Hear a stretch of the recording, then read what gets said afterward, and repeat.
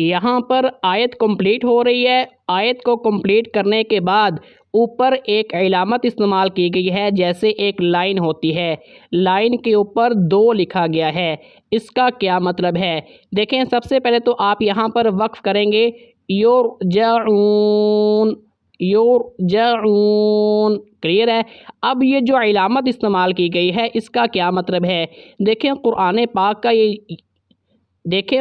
पाक का ये जो मुकाम है, अगर आप उस पेज के लेफ़्ट साइड पे आप देखें, वहाँ पर लिखा गया है वक्फ़े मुनज़्ज़ल।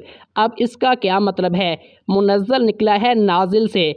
तो कुरान पाक की जब ये आयत नाजिल हो रही थी तो जिब्राईल अलैहिस्सलाम ने यहाँ पर वक्फ़ किया था। तो नबी अलैहिस्सलातु वस्सलाम ने भी जिब्राईल अलैहिस्सलाम को फॉलो करते हुए यहाँ पर वक्फ़ फरमाया था। हमें भी चाहिए कि हम यहाँ पर वक्फ़ करें।